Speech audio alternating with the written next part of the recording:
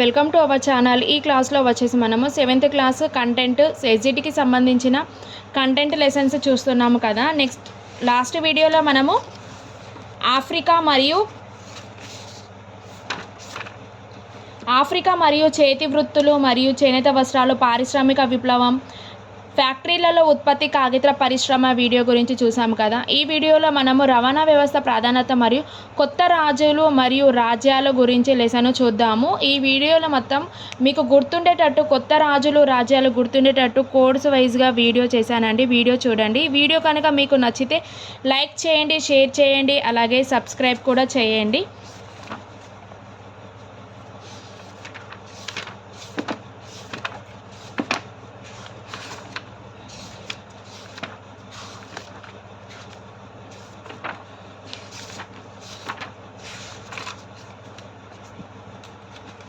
రవాణా వ్యవస్థ మరియు ప్రాధాన్యత చూడండి. భారతదేశంలో రోడ్లను నిర్మించడం మరియు నిర్వహించడం చాలా వరకు ప్రభుత్వ యాజమాన్యంలోనే జరుగుతుంది. రోడ్స్ ఎవరి ఆధ్వర్యంలో జరుగుతుంది? ప్రభుత్వ యాజమాన్యంలోనే జరుగుతుంది. జాతీయ రహదారి నంబర్ 7 లేదా 44 ఉత్తరప్రదేశ్, మధ్యప్రదేశ్, మహారాష్ట్ర, తెలంగాణ, ఆంధ్రప్రదేశ్, కర్ణాటక, తమిళనాడు రాష్ట్రాల గుండా పోతుంది. జాతీయ రహదారి అయిన 7 లేదా 46 అనే రోడ్డు ఏ దేశాల గుండా పోతుంది? ఉత్తరప్రదేశ్, మధ్యప్రదేశ్, మహారాష్ట్ర, యూపీ, కర్ణాటక, తమిళనాడు, మహారాష్ట్ర, తెలంగాణ, ఆంధ్రప్రదేశ్ అంతే రాష్ట్రాల గుండా పోతుంది. చిన్న చిన్న పట్టణాల రోడ్లను కలుపుతూ నిర్మించిన రోడ్లను రాష్ట్ర ప్రభుత్వం నిర్వహించడం జరుగుతుంది. కంకరతో నిర్మించిన వంటి గ్రామీణ ప్రాంత రోడ్ల బాధ్యతను గ్రామ పంచాయతీలు, పట్టణ రోడ్ల నిర్వహణ బాధ్యతను కార్పొరేషన్లు, మున్సిపాలిటీ తీసుకుంటాయి. గ్రామీణ ప్రాంతంలో ఉన్న రోడ్లనేమో గ్రామ పంచాయతీలు, పట్టణ ప్రాంతంలో ఉన్నవారు ఎవరు తీసుకుంటారు? కార్పొరేషన్లు మరియు మున్సిపాలిటీలను తీసుకుంటాయి. అలాగే అంతర్జాతీయ సరిహద్దుల వెంబడి నిర్వహించిన రోడ్లను మనం సరిహద్దు రోడ్లు అని అంటారు. రైలు రవాణా మార్గాలు. భారతదేశంలోని ప్రయాణికులు 1/5 వంతు మంది రైళ్లలోనే ప్రయాణిస్తున్నారు. ఎంతమంది? 1/5 వంతు మంది రైళ్లలోనే ప్రయాణిస్తున్నారు. నెక్స్ట్ చూడండి. భారతదేశంలోని ప్రయాణికులలో 1/5 వంతు మాత్రం రైళ్లలో ప్రయాణిస్తున్నారు. నెక్స్ట్ రైలు మార్గాలను ముఖ్యంగా బొగ్గు, ముడి ఇనుము, ఎరువులు, ఆహార ధాన్యాలు మొదలైన వస్తువులు రవాణా చేయడానికి ఉపయోగిస్తారు. దేనికి? బొగ్గు, ముడి ఇనుము, ఎరువులు రవాణా చేయడానికి ఉపయోగిస్తున్నారు. తెలంగాణలోని దాదాపు అన్ని జిల్లాల్లోనే కలుపుతూ అభివృద్ధి చేసిన మార్గాలు ఉన్నాయి. వాయు విమాన మార్గాలు చూద్దాం. హైదరాబాద్లోని శంషాద్ రాజీవ్ గాంధీ అంతర్జాతీయ విమానాశ్రయం ఉంది. ఈ విమానాశ్రయంలో తెలంగాణ మరియు ఇరుగు పొరుగు రాష్ట్రాల వారు వివిధ దేశాలతో పాటు దేశంలోని ముఖ్య పట్టణాలను ప్రయాణించవచ్చు. నెక్స్ట్ జల మార్గాలు చూద్దాం. భారతీయ వ్యాపారస్తులు అన్ని రకాల వస్తువులను విదేశాలకు ఓడరేవుల ద్వారా రవాణా చేస్తారు. అనేక రకాల వస్తువులను దేని ద్వారా? ఓడరేవుల ద్వారా. ఈ ఓడరేవు పట్టణాలు లేదా నగరాలు ముఖ్య వ్యాపార కేంద్రాలుగా ఉన్నాయి. అలాగే తెలంగాణ రాష్ట్రానికి తీరరేఖలు కానీ ఓడరేవులు కానీ అసలే లేవు. తెలంగాణ రాష్ట్రానికి కానీ ఓడరేవులు అని అసలే లేవు. అలాగే ఆంధ్రప్రదేశ్లో ఉన్న 15 ఓడరేవులలో ఉన్న ఒక పెద్ద ఓడరేవు వచ్చేసి విశాఖపట్నం. తెలంగాణలో లేవు, ఆంధ్రాలో విశాఖపట్నం పెద్ద ఓడరేవు. గోదావరి, కృష్ణ, పెన్నా నదులను వాటి కాలువలను జలమార్గాలుగా ఉపయోగిస్తున్నారు. గోదావరి, కృష్ణ, పెన్నా నదులను వాటి కాలువలను జలమార్గాలుగా ఉపయోగిస్తున్నారు. అలాగే ఓడరేవుల ద్వారానే అంతర్జాతీయ వర్తకం జరుగుతుంది. దేని ద్వారా? ఓడరేవుల ద్వారానే అంతర్జాతీయ వర్తకం జరుగుతుంది. నెక్స్ట్ అంతర్జాతీయ వర్తకంలో ఓడరేవులను అత్యంత కీలకమైనది ఏంటి? రోడ్డు రవాణా వ్యవస్థ. మన రాష్ట్రంలోని రోడ్డు రవాణా వ్యవస్థ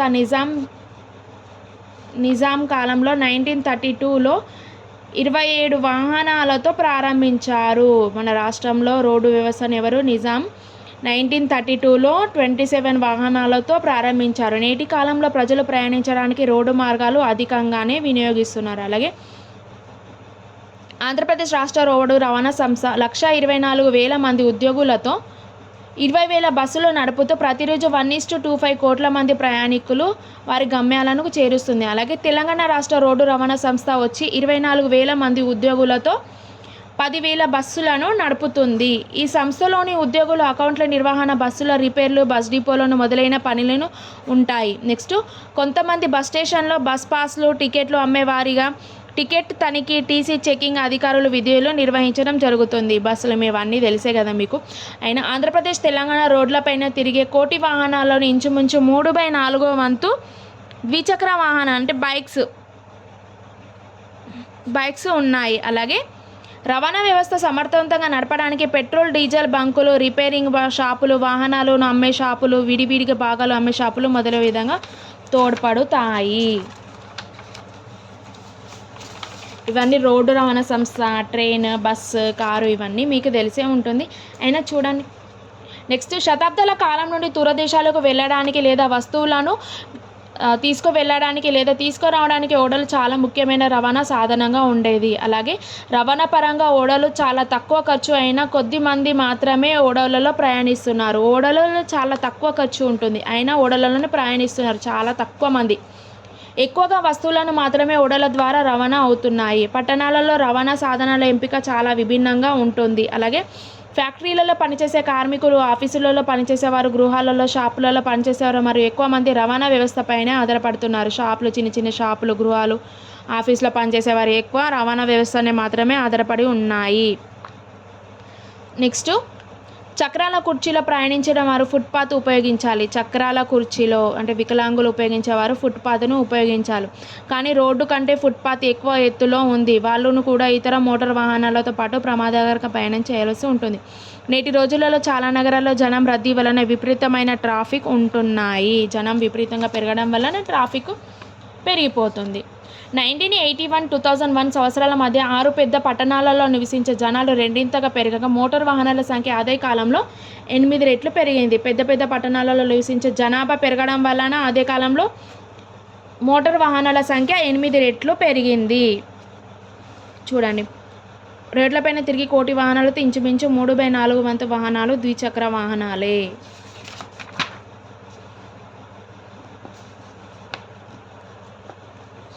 నెక్స్ట్, మోటార్ సైకిల్ వాహనాల వినియోగం గణనీయంగా పెరగడం వల్ల పెట్రోల్, డీజిల్ వాడకం కూడా విపరీతంగా పెరిగి గాలి కాలుష్యం పెరుగుతుంది. Petrol, diesel, bike, motor cycle use చేయడం వల్ల గాలి కాలుష్యం అయిపోయి పెట్రోల్, డీజిల్ వాడకం పెరిగి గాలి కాలుష్యం కూడా పెరుగుతుంది. ఈ కాలుష్యాన్ని తగ్గించడానికి పెట్రోలియం ఉత్పత్తుల వాడకాన్ని తగ్గించాలి. రోడ్డు ప్రమాదంలో మరణించే వారిలో, గాయపడే వారిలో చాలామంది సైకిల్ మీద ప్రయాణించేవారు, పాదచారులు లేదా కాలిబాటల మీద నివసించేవారు. ప్రమాదాలు అనేవి రోడ్డు మీదనే కాకుండా ఇతర వాహన మార్గాలలో కూడా జరుగుతున్న విషయం మనకు తెలిసిందే. రోడ్, రైలు మార్గాలు కలిసే చోట రైలు కాపలా రైల్వే గేటు ఉంటుంది. రైలు వచ్చేటప్పుడు, వెళ్ళేటప్పుడు వాహనాలు రైలు పట్టలకి రాకుండా గేటు వేస్తారు. రైలు వెళ్ళిన తర్వాతనే గేటును తెరుస్తారు. ఊటీలో పర్వత ప్రాంతాలలో ప్రయాణించే రైలును చూడవచ్చు. అలాగే రైలు పట్టాలు దాటేటప్పుడు రైళ్ల రాకను 2 వైపులా గమనించిన తర్వాతనే దాటాలి, లేదంటే ప్రమాదం జరుగుతుంది. రోడ్డు భద్రతా వారోత్సవాలు చూడండి. దేశంలోని రోడ్డు రవాణా శాఖ ప్రతి సంవత్సరం మొదటి వారంలో రోడ్డు భద్రతా వారోత్సవాలు నిర్వహించడం జరుగుతుంది. రోడ్డు రవాణా శాఖ ప్రతి సంవత్సరం మొదటి వారం అంటే ఫస్ట్ వీక్, జనవరి ఫస్ట్ వీక్ భద్రతా వారోత్సవాలను నిర్వహించడం జరుగుతుంది.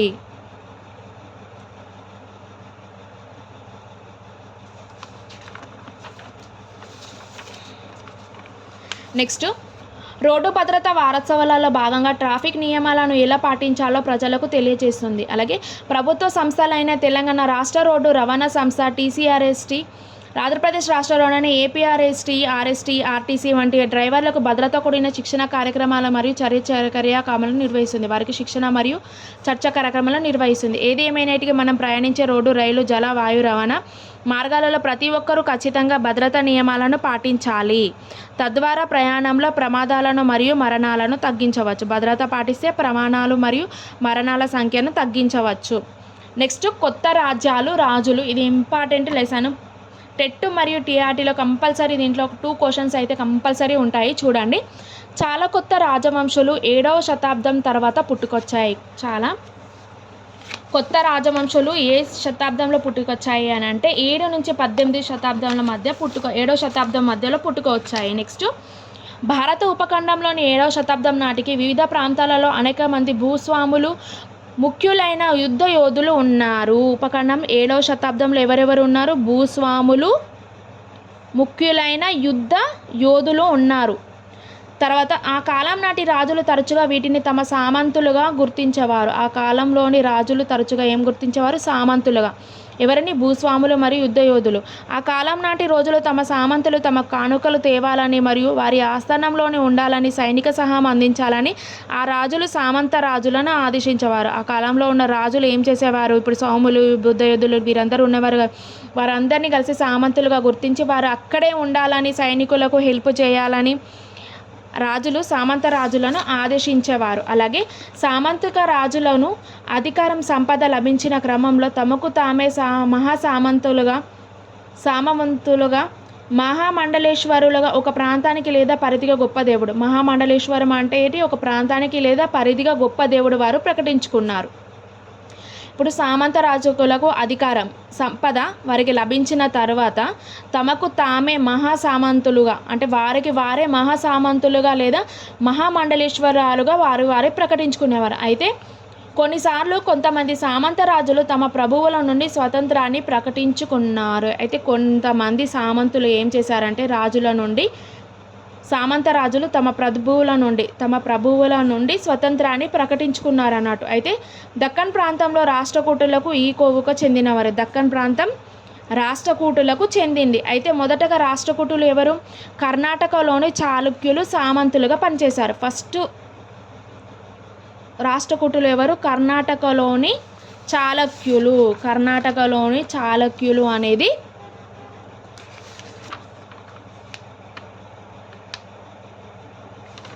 కర్ణాటకలోని చాళుక్యులు అనేది ఫస్ట్ సామంతులుగా పనిచేశారు. మొదట ఎవరు పనిచేశారు? చూడండి, రాష్ట్రకూటులు మొదట కర్ణాటకలోని చాళుక్యులకు సామంతులుగా పనిచేశారు. తర్వాత రాష్ట్రకూటుల కాలం నాటి ఎల్లోరాని 18వ నంబర్ గుహలోని విష్ణువు నరసింహుగా చూపుతూ చిత్రం ఉంది. చూడండి, 15వ నంబరు ఎల్లోరా గుహలోని 15వ నంబర్ గుహలోని విష్ణువును నరసింహ అవతారంలో ఉన్న చిత్రము ఉంది అక్కడ. అలాగే 8వ శతాబ్దంలోని రాష్ట్రకూటులలో ముఖ్యమైన వాడు ఎవరు? దంతిదుర్గుడు. 8వ శతాబ్దం దంతిదుర్గుడు. ఇతను ఏం చేశారు? చాళుక్య ప్రభువును తొలగించి హిరణ్యగర్భ అనే సంస్కార విధి నిర్వహించాడు. ఈయన చాళుక్య ప్రభువును తొలగించి దంతిదుర్గుడు ఏం చేశారు? హిరణ్యగర్భం అనే సంస్కార నిధిని నిర్వహించాడు. బంగారు గర్భం, హిరణ్య గర్భం అంటే ఏంటి? బంగారు గర్భంని నిర్వహించాడు. దంతిదుర్గుడు హిరణ్య గర్భం అనే సంస్కార విధిని బ్రాహ్మణుల సహకారంతో స్వీకరించి తాను పుట్టుకతో క్షత్రియుడు కాకున్నను క్రతువులలో పునర్జన్మ పొందుతాను అని భావించాడు. ఇతను క్షత్రియుడు కాకపోయినా క్రతువులలో పునర్జన్మ పొందుతాను అని భావించాడు. క్రతువులలో పునర్జన్మ పొందుతానని భావించింది ఎవరు? దంతిదుర్గుడు. ఎవరి సహకారంతో? బ్రాహ్మణుల సహకారంతో హిరణ్య గర్భం, బంగారు గర్భంని నిర్వహించి తాను పుట్టుకతో క్షత్రియుడు కాకపోయినా క్రతువులలో పునర్జన్మ పొందుతానని అతనే భావించుకున్నాడు. చూడండి, పునర్జన్మ పొందుతానని భావించుకున్నాడు. నెక్స్ట్, కదంబ మరియు మయూర శర్మ, గుర్జుర ప్రతిహార మరియు హరిశ్చంద్రుడు వీరందరూ బ్రాహ్మణులు అయినప్పటికీ బ్రాహ్మణులు ఎవరెవరు? కదంబ, మయూర శర్మ, నెక్స్ట్ గుర్జుర ప్రతిహార, నెక్స్ట్ హరిశ్చంద్రుడు, ముగ్గురు వీరందరూ బ్రాహ్మణ్స్. వీరికి సాంప్రదాయ వృత్తులను వదిలివేసి ఆయుధాలను చేతపట్టి వీరు బ్రాహ్మణ్స్. వీరి సాంప్రదాయ పద్ధతిని వదిలిపెట్టి యుద్ధాలు చేశారు. యుద్ధాల కోసం చేతులు పట్టారు. నెక్స్ట్, కర్ణాటక రాజస్థాన్లోని రాజ్యాలను స్థాపించారు. వీరేంటి? కర్ణాటక రాజస్థాన్లోని రాజ్యాలను స్థాపించారు. ఎవరు? బ్రాహ్మణులైనటువంటి కదంబ, మయూర శర్మ, గుర్జుర ప్రతిహార, హరిశ్చంద్రులు.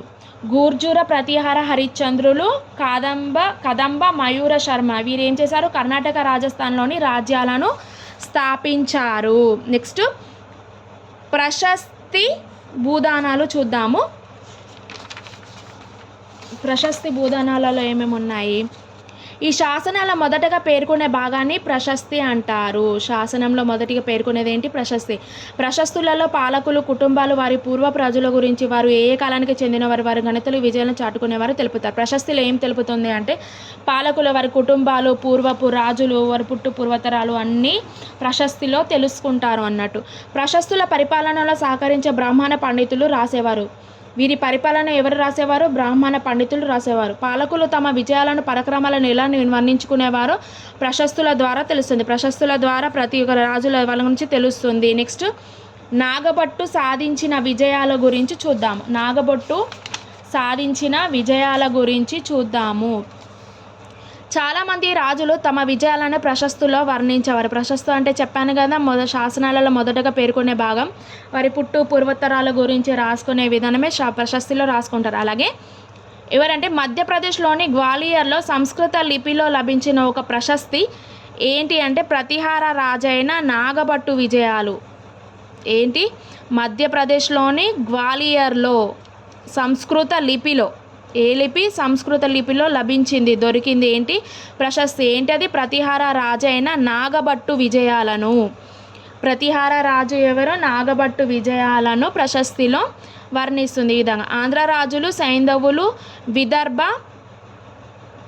కళింగ రాజులు తమ యువరాజులుగా ఉన్నప్పుడే తన ముందు మోకలిల్లారు. ఆంధ్ర రాజులు ఎవరు? సైంధవులు, సింధు. సైంధవులు అంటే సింధు. ఆంధ్ర రాజులు ఆంధ్ర, నెక్స్ట్ సైంధవులు, నెక్స్ట్ విదర్భ, కళింగ. అశైవిక. అశైవిక అంటే ఏంటి? గుర్తుపెట్టుకోండి. అశైవిక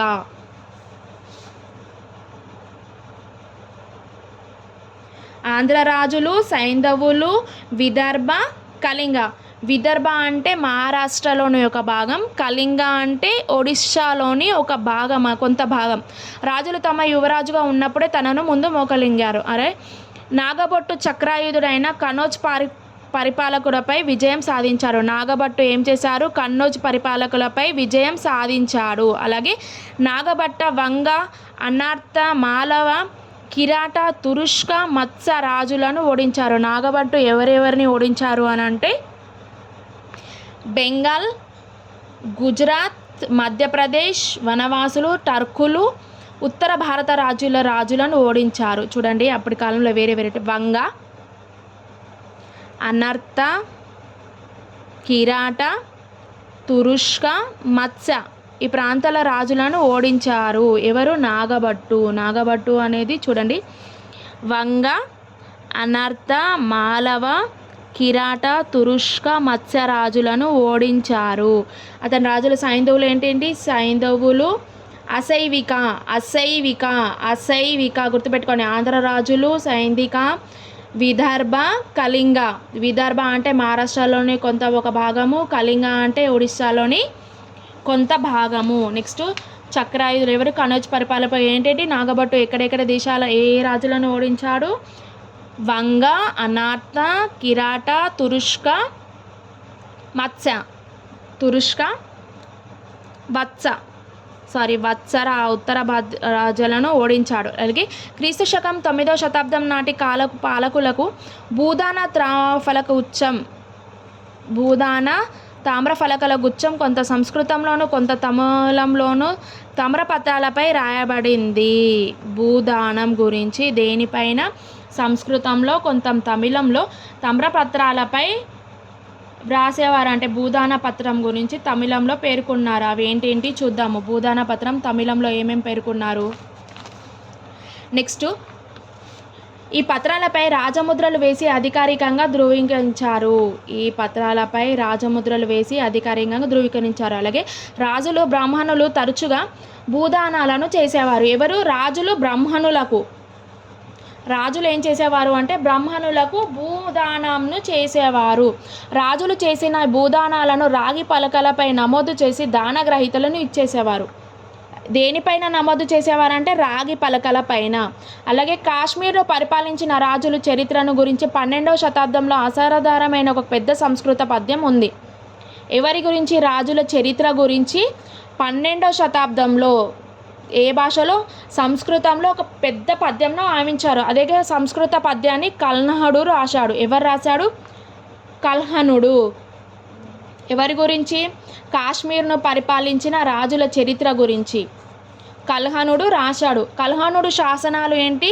రాతపత్రులు, ప్రతులు, పూర్వ చరిత్ర, దృష్టాంతర వంటి వరణుల యొక్క రచనలను వినియోగించాడు.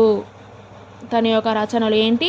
రాతప్రతులు, పూర్వ చరిత్రలు, దుష్టాంతరాల వంటి వివిధ వనరులను అతని యొక్క రచనలను వినియోగించాడు. ఇతను ప్రశస్తిల రచయితల వలె కాకుండా తరచుగా రాజులను, వారి విధానాలను విమర్శించేవాడు. అలాగే చోళుల భూదాన పత్రం గురించి తమిళంలో పేర్కొన్న భాగం చూడండి. ఇవి తంబ్రపత్రాలు. ఏంటి? కల్హణుడు కాశ్మీర్ రాజుల గురించి రాశాడు పెద్ద సంస్కృత పద్యం. నెక్స్ట్ చోళుల భూదాన పత్రం గురించి తమిళంలో పేర్కొన్నారు. అవి ఏంటి చూద్దాము. భూమి సరిహద్దుల్లో మట్టి కట్టులతో పొదలతో నాటి గుర్తించిన భూమి, పండ్లు, చెట్లు, నీరు, భూమి, ఉద్యానవనం, చెట్లు చూడండి. ఉద్యానవనం, చెట్లు, బావులు, ఖాళీ స్థలాలు, పచ్చిక బయలు, ఒక గ్రామం, పుట్టలు, వేదికలు, కాలువలు, గుంతులు, నదులు, ఒండ్రు భూమి, చెరువులు, ధాన్యాగారాలు, చేపల చెరువులు, తేనెపట్టు, లోదైన సరస్సులు కలిగి ఉన్నాయి. మొత్తం కావాల్సినవన్నీ భూదాన పత్రంలో వారు రాసేవారు అన్నట్టు. ఈ విధంగా ఈ భూమి స్వీకరించేవారు. దీనిపై పన్నులను వసూలు చేసేవారు. వీటన్నింటిపై ఏం చేసేవారు? వీళ్ళందరూ పన్నులను వసూలు చేసేవారు. నెక్స్ట్ పన్నులను వసూలు చేసిన తర్వాత వీరు ఏం చేశారంటే నీటిపారుదలకు అవసరమైతే కాలువలను కూడా నిర్మించేవారు. ఇవి వృధా కాకుండా కట్టలను నిర్మించారు. కొత్త రాజులలో ఎక్కువ మహారాజాది రాజ, గొప్ప రాజు, రారాజు, త్రిభువన చక్రవర్తి అయిన ముల్లోకాలకు రాజు ఇలాంటి గంభీరమైన బిరుదులను కలిగి ఉండేవారు. కొత్త రాజులలో ఎక్కువ ఏంటి? మహారాజాది రాజా అంటే రాజులకు రారాజు, త్రిభువన అంటే ముల్లోకాలకు రాజు, ఇలాంటి గంభీరమైన బిరుదులను కలిగి ఉండేవారు రాజులు. కొన్ని సందర్భాలలో సామంతులు, రైతు సంఘాలు, వ్యాపారస్తులు, బ్రాహ్మణుల సంఘాలతో అధికారాన్ని వీరు పంచుకునేవారు అన్నట్టు. నెక్స్ట్ ప్రతి రాజ్యంలోని రైతులు పశుపోషకుల నుండి చేతి వృత్తులు వారి నుండి ఉత్పత్తి చేసిన కొంత భాగంను తీసుకెళ్లేవారు. ప్రతి రాజ్యంలోని రైతులు ఏం చేసేవారు? పశుపోషకుల నుండి చేతి వృత్తుల వారి నుండి ఉత్పత్తి చేసి దానిలో కొంత భాగాన్ని వీరు తీసుకునేవారు. భూమి మొత్తం రాజుదే కావున దానికి చెల్లించిన అద్దెగా దేనిని భావించేవారు? భూమి మొత్తం ఎవరిది? రాజుదే ఉంటుండే. దాన్ని చెల్లించిన అద్దెగా ఏంటి? దీనిని భావించేవారు భూదాన పత్రం. అలాగే వ్యాపారుల నుంచి పన్నును వసూలు చేసేవారు. పన్నుల రూపంలో వచ్చిన వనరులను పరిపాలనకు, దేవాలయాల నిర్మాణానికి, కోటల నిర్మాణానికి వినియోగించేవారు. ఇప్పుడు పన్ను వసూలు చేసేవారు కదా, పన్నుల నుండి వచ్చిన వారిని ఏం చేసేవారంటే వారు దేవాలయాలకు, కోటల నిర్మాణానికి వినియోగించేవారు. అలాగే యుద్ధాలు చేయడం వలన వచ్చిన సంపద దోచుకోవడానికి వ్యాపార మార్గాల అభివృద్ధిని వెచ్చించేవారు. అలాగే పన్నులు వసూలుకై పలుకుబడి గల కుటుంబాల నుండి అధికారుల నుండి నియమించారు. వీరి నియామకం వంశపారంపర్యంగా జరిగింది. నెక్స్ట్ చూడండి. రాజ్యాలలో పరిపాలన. మహారాజాది రాజా, త్రిభువన చక్రవర్తి, మూడు లోకాలుగా పిలిచేవారు. బ్రాహ్మణ సంఘాలతో అధికారాన్ని పంచుకునేవారు వీరు. అలాగే పన్నులు వసూలు చేసి పన్నులతో దేవాలయాలను నిర్మాణానికి, కోటల నిర్మాణానికి ఉపయోగించేవారు. నెక్స్ట్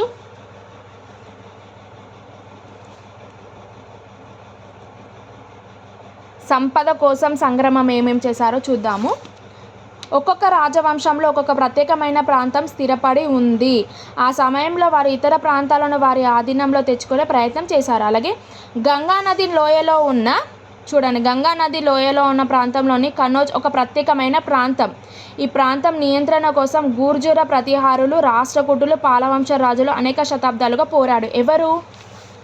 చూడండి. గూర్జుర, ప్రతిహార మరియు రాష్ట్రకూటులు. నెక్స్ట్ పాలవంశపు రాజులు. ఎవరెవరు? గూర్జుర, ప్రతిహారులు, రాష్ట్రకూటులు, పాలవంశపు రాజులు ఏం చేసేవారు? కన్నౌజ్ పరిపాలన కోసము ప్రాంతంపై నియంత్రణ కోసం అనేక శతాబ్దాలను పోరాడు. కన్నౌజ్ ప్రాంతం కోసం వీరు అనేక శతాబ్దాలుగా వీరు పోరాడినారు.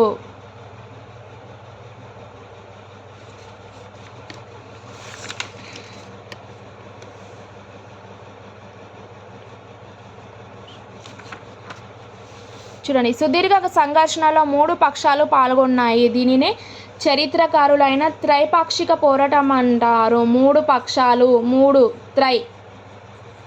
ఫస్ట్ వన్ ఏంటి? మహమ్మద్ గజని. ఈయన ఏం చేశారు చూడండి, మీకు అర్థమవుతుంది.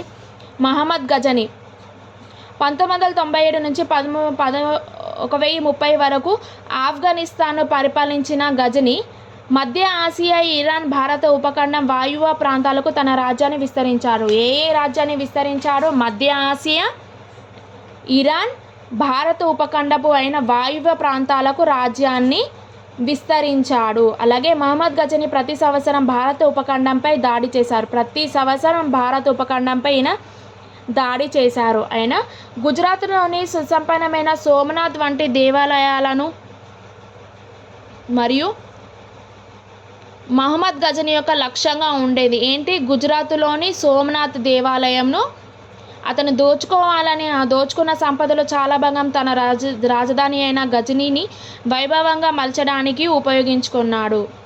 ఇప్పుడు మహమ్మద్ గజని ఉన్నాడు కదా, ఆయన ఏ దేశాలను విస్తరించాడు అంటే మధ్య ఆసియా, ఇరాన్, భారత ఉపఖండపు అయిన వాయువ్య ప్రాంతాలకు. భారత ఉపఖండం పైన ప్రతి సంవత్సరం దాడి చేసేవారు. దాంట్లో గుజరాత్లో ఉన్న సోమనాథ్ దేవాలయాన్ని అతను లక్ష్యంగా పెట్టుకున్నాడు. ఎవరు? మహమ్మద్ గజని. మహమ్మద్ గజని లక్ష్యంగా పెట్టుకున్నాడు అన్నట్టు. చూడండి, గుజరాత్లోని సోమనాథ్ ఆలయంతో సహా సంపన్న దేవాలయాన్ని విధ్వంసేసి సంపదను దోచుకున్నాడు. చూడండి, ఆటను ఆక్రమించిన ప్రాంతాల ప్రజల గురించి చాలా తెలుసుకోవడం మహమ్మద్ గజని ఆసక్తిగా కనబరిచేవాడు. అలాగే ఆల్-బెరూని అనే పండితునికి భారత ఉపఖండం గురించి రచనలు చేసే పనిని అప్పగించారు. ఎవరు? ఆల్-బెరూని అతనికి భారత ఉపఖండం గురించి రచనలు చేసి పనిని అప్పగించారు. ఎవరు? మహమ్మద్ గజని. ఇతను చరిత్రకారులకు ఒక ఆధారమైన అరబిక్ గ్రంథం ఏంటి? కితాబ్ అల్ హింద్. అరబిక్ గ్రంథం ఏంటి? కితాబ్ అల్ హింద్.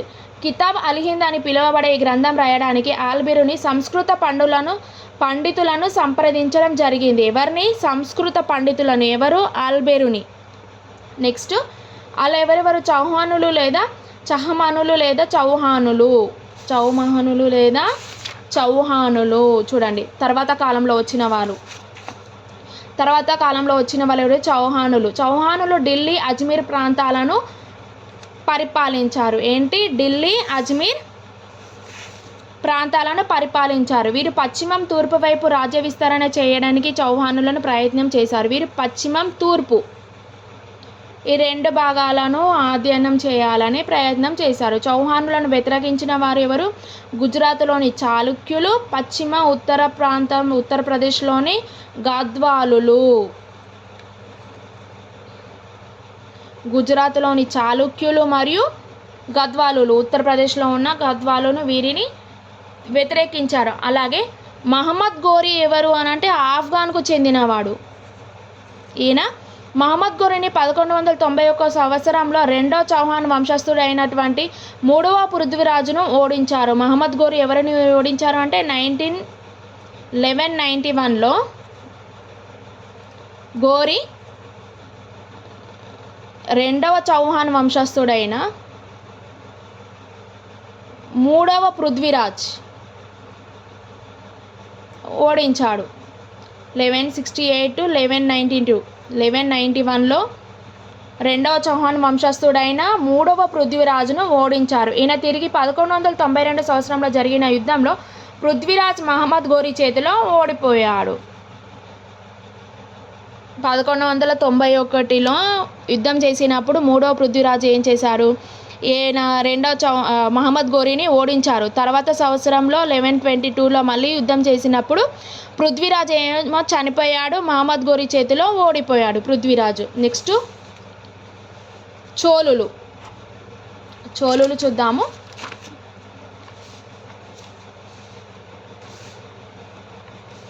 ఇది దక్షిణ భారతదేశంలో ఉన్న చరిత్రలో చోటు చేసుకున్నది. దక్షిణ చరిత్రలో ఉన్న చోళుల పాలన ఒకటి.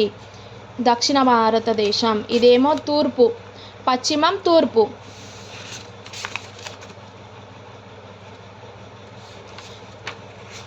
చూడండి, కన్నౌజ్ పరిపాలననేమో ఉత్తర భారతదేశపు ఉపఖండం వాయువ్య ప్రాంతము. నెక్స్ట్ చౌహానులు వచ్చేసి ఏమో పశ్చిమం తూర్పు. నెక్స్ట్ చోళులు వచ్చేసి మనకు దక్షిణ భారతదేశంలో ఉన్న చోళుల పాలన చూడండి. ఇది ఉరయూరు నుంచి తంజావూరులోది.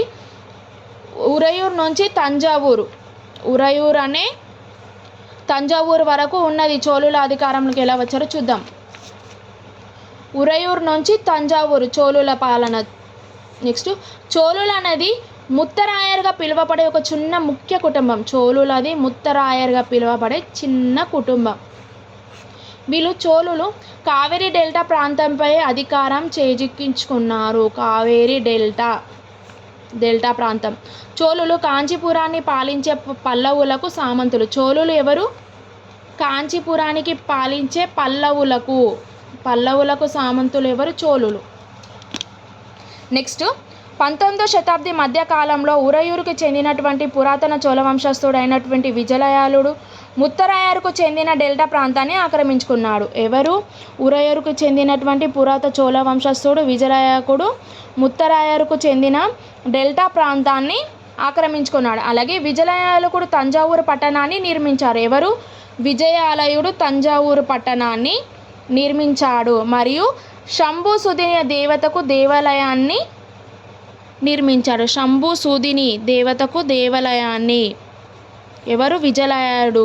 ఈయన వచ్చిన తర్వాత రాజులు పొరుగు రాజ్యాలను ఆక్రమించుకోవడంతో పాటు వీరి రాజ్య పరిమాణం అధికారం ఎక్కువగా పెరిగింది. ఎవరు? విజయలాయుడు వచ్చిన తర్వాత వీరి రాజ్యం మరింత ఎక్కువగా పెరిగింది. నెక్స్ట్ పాండ్య పల్లవ ఉత్తర దక్షిణ ప్రాంతాలు చోళు రాజ్యాలలో అంతర్గర్భమయ్యాయి. ఏంటి? పాండ్య మరియు పల్లవులు సామంత రాజులు అని చెప్పాను కదా, అలాగే పాండ్య రాజ్యం మరియు పల్లవ ఉత్తర దక్షిణ ప్రాంతాలు చోళ రాజ్యంలో అంతర్భాగం అయిపోయాయి. అలాగే గంగైకొండ చోళాపురం దేవాలయం గుడి పైకప్పు వాలు గుడి బయట గోడలను పెద్ద పెద్ద రాతి శిలలను అలంకరించారు. ఏంటేంటి? గంగైకొండ చోళాపురం దేవాలయం. గంగైకొండ చోళాపురం దేవాలయంని ఏం చేశారంటే గుడి పైకప్పు వాలు, గుడి పైకప్పు వాలు దేవాలయం చూడండి. ఇదే వాని మొత్తము వీరు అలంకరించారు అన్నట్టు, పెద్ద పెద్ద రాతి శిలలతో అలంకరించారు. మొదటి రాజరాజు చోళులలో అతి శక్తివంతుడు. మొదటి రాజరాజు చోళులలో ఎవరు? మొదటి రాజరాజు చోళులు అతి శక్తియుక్తుడు. నెక్స్ట్ క్రీస్తు శకం 985లో అధికారం వచ్చి ఈ ప్రాంతాలను మొదటి రారాజు ఆధీనంలో తీసుకున్నాడు. మొదటి రాజరాజు ఎప్పుడు ఆధీనంలో తీసుకున్నాడు? 1985లో మొదటి రాజరాజు ఈయన అత్యంత శక్తిమంతుడు. ఎవడు? చోళరాజులలో రాజరాజు, మొదటి రాజరాజు చోళుల అత్యంత శక్తిమంతుడు.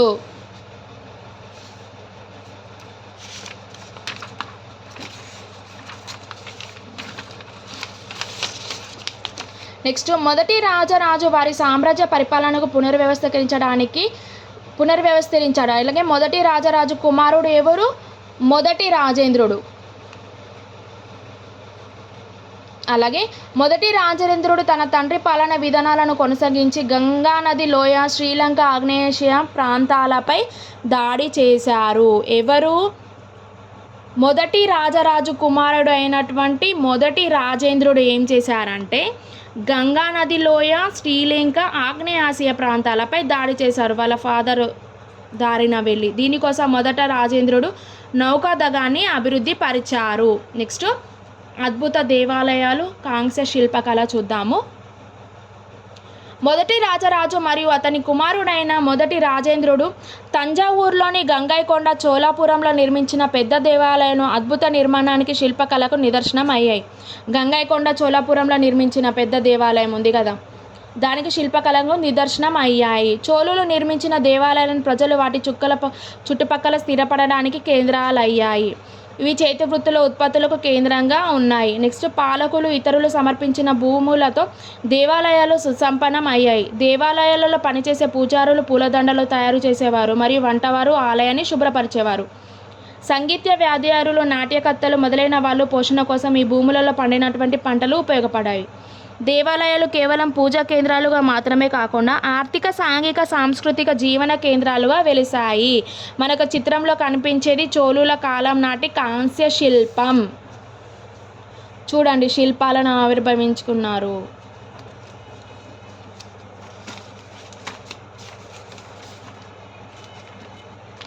నెక్స్ట్, ఈ దేవాలతో అనుబంధమైన చేతి వృత్తి పని చేసేవారు. చాలా వరకు ప్రత్యేకమైన కాంస్య విగ్రహాలను తయారు చేసేవారు. కాంస్య విగ్రహాలను చేసేవారు. నెక్స్ట్, వ్యవసాయం మరియు నీటిపారుదల చూద్దాము. వ్యవసాయం మరియు నీటిపారుదల. చోళులు చాలా విజయాలను సాధించగలగడానికి కారణం వ్యవసాయంలో నూతన అభివృద్ధి చర్యలు చేపట్టడం. నెక్స్ట్, కావేరీ నది బంగాళాఖాతంలో కలిసే ముందు చిన్న చిన్న పాయలుగా విడిపోతుంది. ఏంటి? కావేరీ నది. కావేరీ నది బంగాళాఖాతంలో కలిసే ముందు చిన్న చిన్న పాయలుగా విడిపోయి తరచుగా ఉప్పొంగి అక్కడి తీరాలను సారవంతం చేసేవి. అలాగే ఈ విడిపోయిన పాయలు ఇక్కడి తీర ప్రాంతంలో పండే పంటలకు, వరి పంటలకు కావలసినవి నీరు అందించేవి. ఏంటి? కావేరీ నీరు పాయలుగా విడిపోయిన తర్వాత వారి పంటలకు అవసరమైన వాటర్ మొత్తం వీరికి ఉపయోగిస్తారు. అలాగే తమిళనాడులోని ఇతర ప్రాంతాలలోని వ్యవసాయం అభివృద్ధి చెందినప్పటికీ 5-6 శతాబ్దాల మధ్య కాలంలో చాలా పెద్ద మొత్తంలో విస్తరించింది. తమిళనాడులోని ఇతర ప్రాంతాల్లో ఉన్న వ్యవసాయం అభివృద్ధి చెందినప్పటికీ 5-6 శతాబ్దాల మధ్య కాలంలోనే చాలా పెద్ద మొత్తంలో విస్తరించింది. నెక్స్ట్,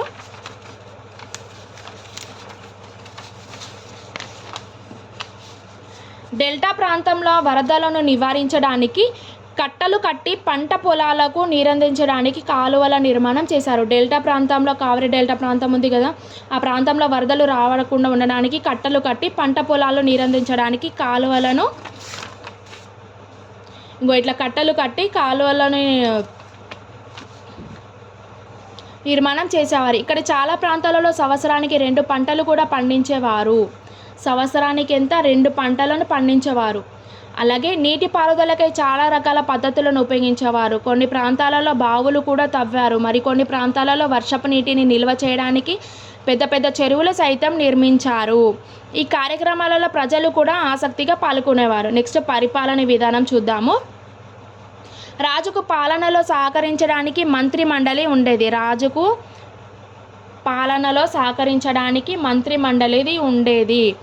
రాజుకు బలమైన సైన్యం మరియు నౌకాదళం, వారికి సైన్యం మరియు నౌకాదళం ఉండేది. అలాగే రాజ్యమును మండలాలను తిరిగి వలనాడులుగా, నాడులను తిరిగి ఫస్ట్ మండలం, తర్వాత అవి కలిపి వలనాడులు, తర్వాత నాడులుగా విభజించేవారు. రైతుల యొక్క స్థిర నివాసాలను ఉర్ర అనేవారు. ఏంటి? స్థిర నివాసాలను ఉర్ర అనేవారు. అలాగే ఈ ఊర్లను నీటిపారుదల, వ్యవసాయ విస్తరణతో సుసంపన్నమైనది. కొన్ని ఊర్లు కలిసి నాడులుగా ఏర్పడేవాయి. ఊడ అంటే ఏంటి చెప్పాను కదా, స్థిర నివాసం. ఇవి అన్నీ కలిపి నాడులుగా ఏర్పడేవి. అలాగే గ్రామ సభ నాడుల పరిపాలన సంబంధం వ్యవహారాలే కాకుండా న్యాయ పరిపాలన, పన్నులు కూడా వసూలు కూడా చేసేవి. చూడండి, రైతుల స్థిర నివాసాలు ఊర్లు. ఇవి నీటిపారుదల, వ్యవసాయ విస్తరణతో సుసంపన్నమే. ఈ ఊర్లు కొన్ని కలిసి నాడులుగా ఏర్పడేవి.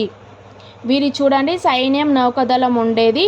రాజ్యంను మండలాలు మరియు మండలాలు తిరిగి వలనాడులు, నాడులుగా విభజించుకునేవారు. నెక్స్ట్, వెల్లుల్ల కులానికి చెందిన ధనికులైన రైతులు చోళ ప్రభుత్వంలో నాడులకు సంబంధించి పరిపాలన వ్యవహారాలను చూశారు. పరిపాలన వ్యవహారాలు చూసేవాళ్ళు ఎవరు? వెల్లుల్ల కులానికి చెందినవారు.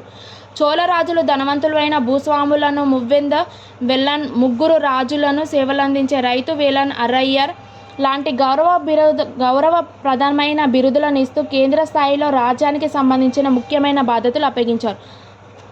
చూడండి, వారికి ఏ అంటే అరయ్యర్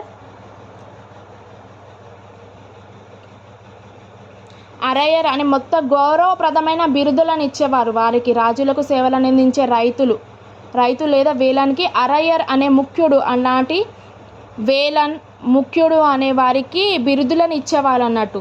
చోళుల శాసనాలు భూముల రకాలను ఈ విధంగా పేర్కొన్నాయి. అలాగే వల్లన్ వాగై బ్రాహ్మణేతర రైతులకు చెందినటువంటి భూమి, బ్రహ్మదేవ బ్రాహ్మణులకు బహుకరించినటువంటి భూమి. ఇది ఇంపార్టెంట్ అండి. లాస్ట్ ఎగ్జామ్ టెట్ జరిగింది కదా, టెట్లో ఇది క్వశ్చన్ వచ్చింది చూడండి. వాళ్ళ భూముల రకాలను వెల్లన్ వాగై అంటే బ్రాహ్మణేతర వాళ్ళకి భూమి, బ్రాహ్మణ వాళ్ళకి భూమి ఇవ్వడం. నెక్స్ట్ బ్రహ్మ అంటే బ్రహ్మదేయ అంటే బ్రాహ్మణులకు బహుకరించిన భూమి, ఇలా గుర్తుపెట్టుకోండి. శాల భోగ పాఠశాల, శాల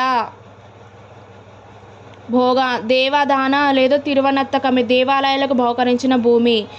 పల్లిచందం అంటే జైన సంస్థలకు విరాళం ఇచ్చిన భూమి.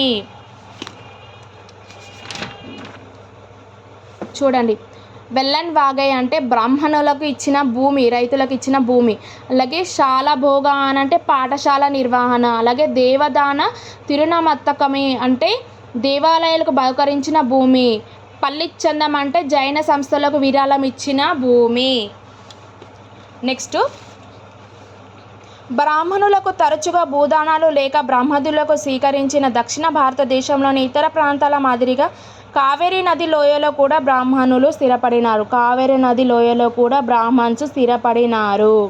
నెక్స్ట్, ప్రతి బ్రహ్మదేయం పేరుగాంచిన బ్రాహ్మణ భూస్వాములపై కూడినటువంటి సభ సంరక్షణలో ఉండేది.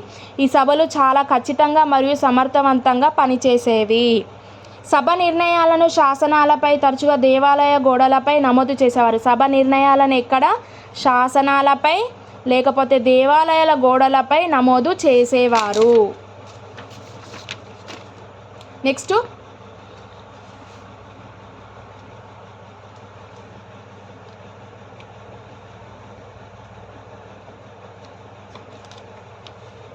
చూడండి, నగరం అనే వర్తక సంఘాలు కూడా పరిపాలనా వ్యవహారాలలో సందర్భానుసారంగా పాల్గొనేవి. నగరం కూడా పాలనలో వ్యవహారాలలో సందర్భసారంగా పాల్గొనేవి. నెక్స్ట్, సభ ఏ విధంగా నిర్వహించేవారో చూద్దాం. తమిళనాడులోని చెంగల్పట్టు జిల్లాలోని ఉత్తరమెరూర్ శాసనంను పేర్కొంది. ఉత్తరమెరూర్ శాసనం ఎక్కడ? తమిళనాడులోని చెంగల్పట్టు జిల్లాలో.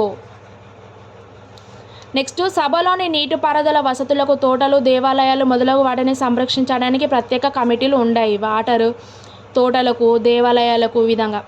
ఈ కమిటీలు అర్హులైన సభ్యుల పేర్లు చిన్న తాటాకుల యొక్క ముక్కలపై రాసేవారు. ఈ ముక్కలన్నింటినీ ఒక కుండలో వేసి ఒక చిన్న బాలునితో ఒక్కొక్క ముక్కను, ఒక్కొక్క కమిటీ కొరకు ముక్కను తీయించేవారు. నెక్స్ట్, శాసన సంబంధ విషయాలను మెరూర్ శాసనం ప్రకారం చూద్దాము.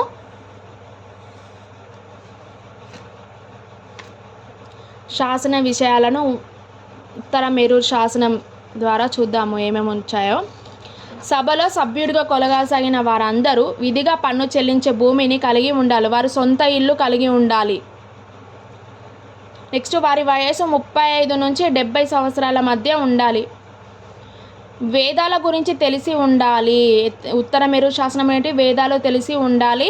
పాలన విషయాలు బాగా తెలిసిన వారే నిజాయితీగా ఉండాలి. ఎవరైనా గత 3 సంవత్సరాలుగా ఏదైనా కమిటీ సభ్యుడిగా కొనసాగితే అతను మరొక కమిటీ సభ్యుడు కాకూడదు. ఇప్పుడు ఒక కమిటీ 3 సంవత్సరాలుగా అతను ఉంటే వేరొక కమిటీ సభ్యుడుగా కొనసాగితే అతను మరొక కమిటీ సభ్యుడుగా ఉండకూడదు. సభకు గతంలో లెక్కలు చూపని వారు కానీ వారి బంధువులు కానీ ఎన్నికల్లో పోటీ చేయదు. అంటే గతంలో పాస్ట్లో ఎవరైతే లెక్క చెప్పారో వారు బంధువులు కానీ ఎన్నికల్లో కానీ పోటీ చేయకూడదు. చూడండి. నెక్స్ట్, రాజులు శక్తివంతుల గురించి శాసనాలు తెలియజేస్తుండగా 12వ శతాబ్దానికి చెందిన తమిళ భాషలోని పెరియ పురాణంలో తెలియజేస్తుంది. రాజులు శక్తివంతుల గురించి ఏ శాసనం తెలుస్తుంది? 12వ శతాబ్దానికి చెందిన తమిళ భాషలో యొక్క పెరియ పురాణంలో తెలియజేస్తుంది. నెక్స్ట్, అందనూరు గ్రామం పొలిమేరలలో పులయుల తాటాకుల గుడిసెలలో నివసిస్తూ వ్యవసాయం కూలీలుగా దానాలుగా జీవనం కొనసాగిస్తున్నారు. ఎవరు? అందనూరు గ్రామ పొలిమేరలలో పుల్లయులు. వారేంటి? తాటాకులతో గుడిసెలో నివసించి వ్యవసాయ కూలీలుగా దానాలుగా జీవితాన్ని కొనసాగిస్తున్నారు. నెక్స్ట్, మరుడు అంటే అర్జున చెట్టు. మరుడ అంటే ఏంటి? అర్జున చెట్టు. ఓకే ఫ్రెండ్, ఈ వీడియో కనుక మీకు నచ్చితే లైక్ చేయండి, షేర్ చేయండి, అలాగే సబ్స్క్రైబ్ కూడా చేయండి.